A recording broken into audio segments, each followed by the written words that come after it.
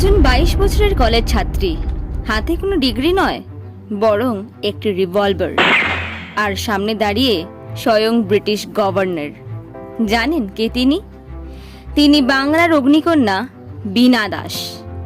1932 সালের 6ই ফেব্রুয়ারি কলকাতা বিশ্ববিদ্যালয়ের সমাবর্তন উৎসব, চারিদিকে ব্রিটিশ পুলিশ আর কড়া নিরাপত্তা।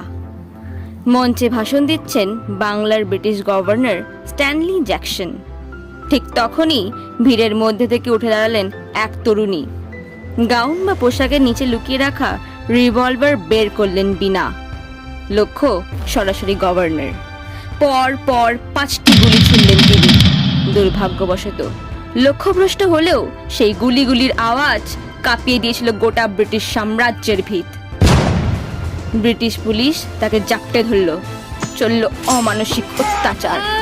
কিন্তু আদালতে দাঁড়িয়ে 22 বছরের সেই মেয়েটি নির্ভীক গলায় বলেছিলেন, আমি গভর্নরকে ব্যক্তিগতভাবে ঘৃণা করি না, কিন্তু যে সাম্রাজ্যবাদী শক্তি আমার দেশকে পরাধীন করে রেখেছে, আমার লড়াই তার বিরুদ্ধে।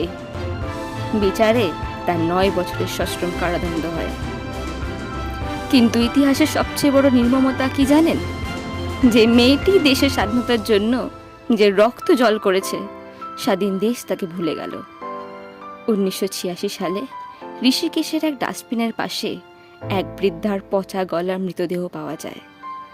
পুলিশও চিনতে পারেনি ওটা ছিল ভারতের পদ্মশ্রী বিজয়ী বীরাঙ্গনা বীণা দাসের দেহ।